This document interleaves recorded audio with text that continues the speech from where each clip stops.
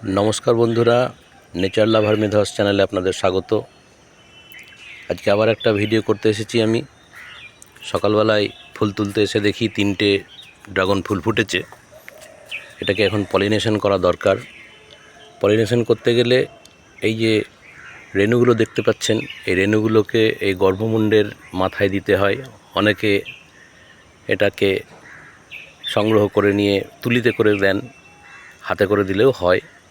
মোট কথা এই রেণুগুলো গর্ভদণ্ডের মাথায় পড়া দরকার। এটাকে হ্যান্ড পলিনেশন বলে। আপনারা অনেকে জানেন, যারা জানেন না তারা জেনে রাখুন। এই হ্যান্ড পলিনেশন করলে যেটা হয় সেটা হচ্ছে ফলটার সাইজ বাড়ে। হ্যান্ড পলিনেশন না করলে যে হবে না তা নয়, কিন্তু করে দিলে ভালো, তাতে ফলটার সাইজটা বাড়ে।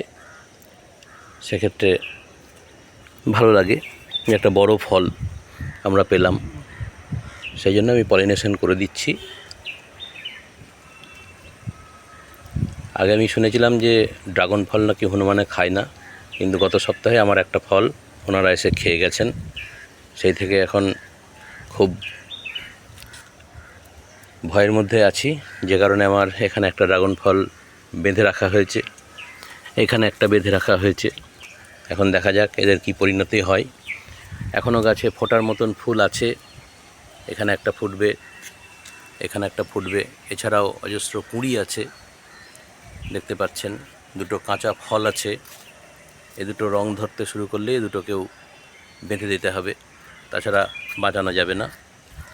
আর আমার হলুদ ড্রাগন গাছে এবার দেখছি একটা ফল দাঁড়িয়েছে, বেশ কিছু কুঁড়িও আছে। প্রচুর কুঁড়ি এসেছিল, প্রায় 40টা কুঁড়ি এসেছিল, কিন্তু অনেক ঝরে গেছে।